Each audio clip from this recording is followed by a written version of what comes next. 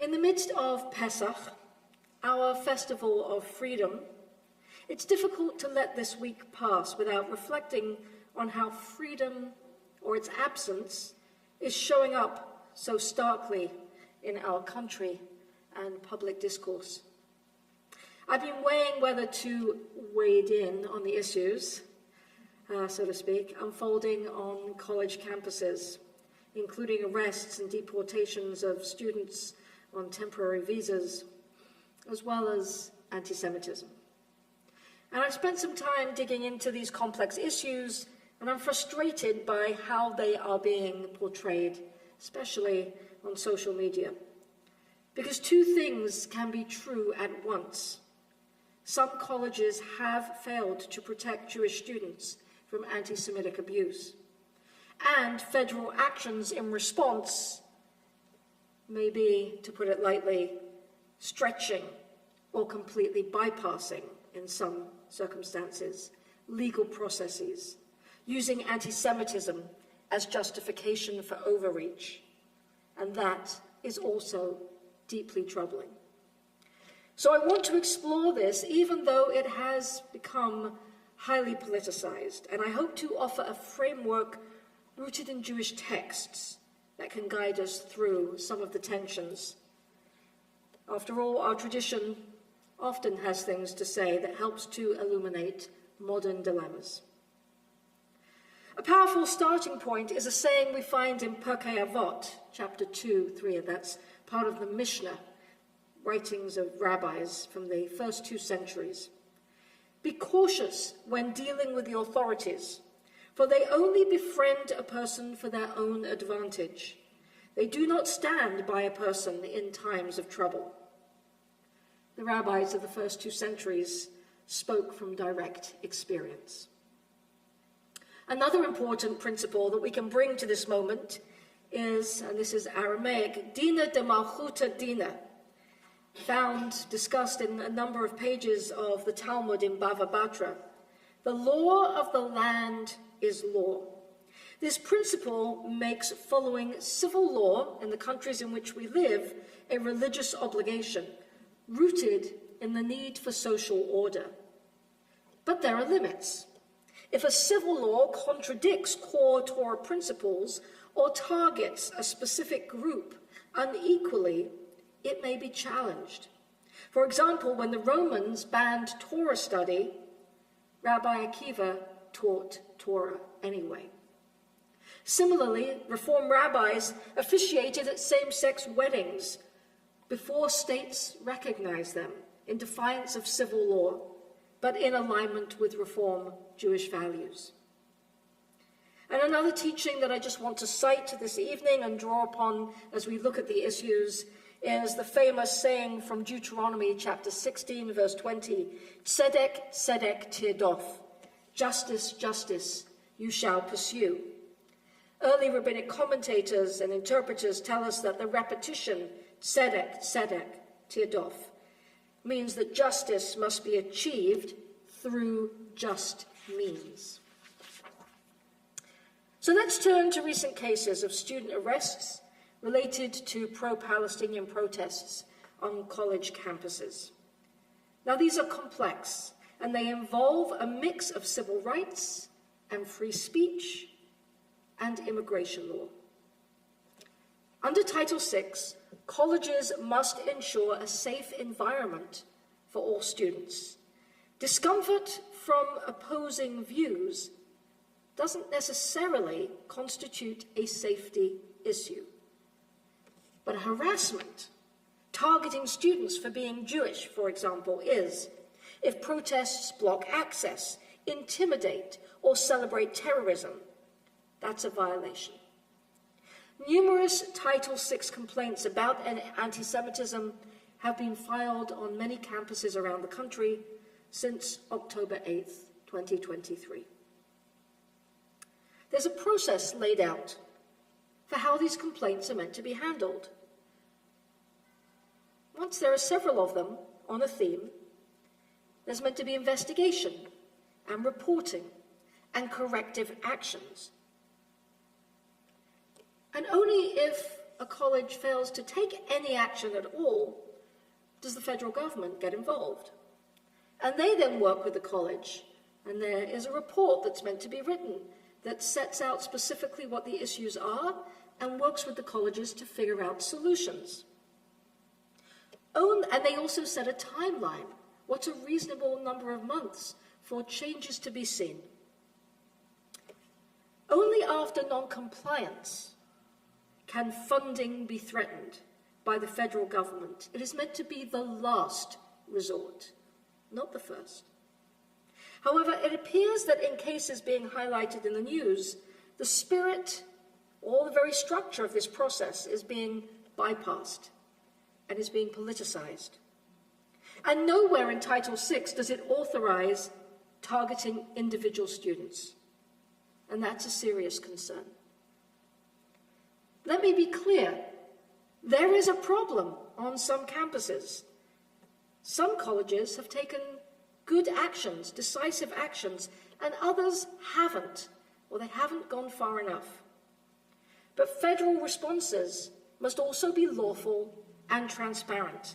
Otherwise, we're dealing with two wrongs, not a resolution. Now, I've heard this framed as a free speech issue.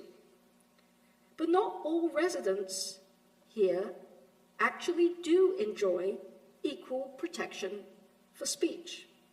This may come as a surprise based on the coverage of this issue in the news, but I know this personally. I lived here for 15 years before I got my citizenship on a variety of temporary visas, student, temporary religious worker visa, then a green card eventually. During all those years, I very consciously made it a point not to protest or sign petitions or join activist groups even when I wanted to, because I knew that such actions could jeopardize my status. Now, whether we agree with that or not, it is legal for there to be consequences impacting someone's right to remain here when they say or do things while under these temporary visas that would typically be protected by our Constitution if a citizen said or wrote or did something similar. So I'll be honest, I have some struggle in sympathizing with those who are guests in this country who act in ways that violate other students' rights on campuses. For example, at Columbia University, one case widely reported in the media involved a student against whom other students had filed multiple Title VI complaints. I've heard this firsthand from a student who was taking the same master's course as that student. Jewish students expressed that they felt unsafe revealing that they were Jewish on the WhatsApp chats of the students taking that course, because that other student was a student advisor, and they felt that their learning environment had been significantly disrupted. So I understand why there are some people who look at that as a specific example and say, good riddance. If you're a parent spending a lot of money to send your child there, I can understand that emotional response. However, Dina de Malchuta Dina, the law of the land is law, and lawlessness benefits no one. Detaining individuals without transparency and meaningful access to due process is raising serious legal and ethical concerns. That is not Tzedek Tidov, seeking justice through a just process. What we're witnessing isn't routine enforcement.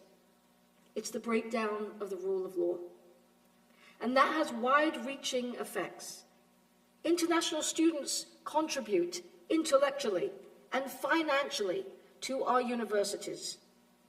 Why would they come here if they fear arbitrary arrest or deportation. We're already seeing the ripple effects in tourism and other sectors. Visitors from countries such as the UK and Ireland and Canada have already shared stories of being held in detention at the US border for days before being allowed to return home on grounds that were completely unclear. And we're already hearing of cases of US citizens now being arrested and held by ICE, possibly by error, but without transparency and due process. And when that happens, we all have reason to fear. These are the Jewish values that I believe are relevant when considering these arrests. Now, there's much more to say about broader deportations, but for tonight, I wanted to offer just this framework that uses some of these Jewish values and teachings that we have in our tradition to help us hold and grapple with both the emotional, but also the legal, the ethical, and the moral responses to these issues. And I want to end by sharing with you the official statement made by our movement on April 15th that encapsulates all of the things that I have raised and delved into tonight.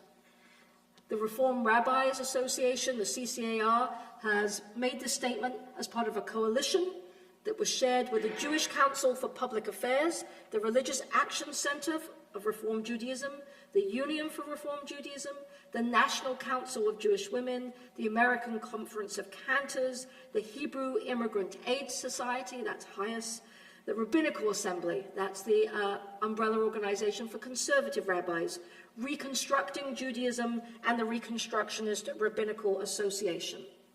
And this is the statement. The rule of law, freedom of inquiry, access to vibrant places of higher education, and strong democratic norms and institutions have allowed American Jewry to thrive for hundreds of years. There should be no doubt that anti-Semitism is rising, visible, chilling, and increasingly normalized in our public discourse, politics, and institutions. It requires urgent and consistent action by our nation's political, academic, religious, and civic leaders. At the same time, we firmly reject the false choice between confronting anti-Semitism and upholding democracy. Our safety as Jews has always been tied to the rule of law, to the safety of others, to the strength of civil society, and to the protection of rights and liberties for all. At this moment, Jews are being targeted and held collectively accountable for the actions of a foreign government. Jews are being pushed out of certain movements, classrooms, and communities for expressing a connection to their heritage or to the Jewish homeland. And, horrifically, some voices in the public square are justifying or celebrating the murder of Jews. Dangerous anti-Semitic tropes and conspiracy theories that over the past decade have already fueled a cycle of hate crimes and violence, including the deadliest attack on the Jewish community in U.S. history in Pittsburgh, have been mainstreamed by too many political leaders, civil society influencers, social media platforms, and others. In recent weeks, escalating federal actions have used the guise of fighting anti-Semitism to justify stripping students of due process rights when they face arrest and/or deportation, as well as to threaten billions in academic research and education funding. Students have been arrested at home and on the street with no transparency as to why they're being held or deported, and in certain cases with the implication that they are being punished for their constitutionally protected speech. Universities have an obligation to protect Jewish students, and the federal government has an important role to play in that effort. However, sweeping draconian funding cuts will weaken the free academic inquiry that strengthens democracy and society, rather than productively counter anti-Semitism on campus. These actions do not make Jews or any community safer. Rather, they only make us less safe. We reject any policies or actions that foment or take advantage of anti-Semitism and pit communities against one another. and we unequivocally condemn the exploitation of our community's real concerns about anti-Semitism to undermine democratic norms and rights, including the rule of law, the right of due process, and/or the freedoms of speech, press, and peaceful protest. It is both possible and necessary to fight anti-Semitism on campus, in our communities, and across the country, without abandoning the democratic values that have allowed Jews and so many other vulnerable minorities to thrive. We appreciate the civil society, academic, and local, state, and national leaders who have committed seriously and thoughtfully to addressing the threat of anti-Semitism. We remain committed to working alongside university leadership and public officials at every level to ensure policies and practices that protect the Jewish community, as well as other marginalized communities, and uphold for all people the principles of justice, fairness, and equal protection under the law. That is the only path to true safety.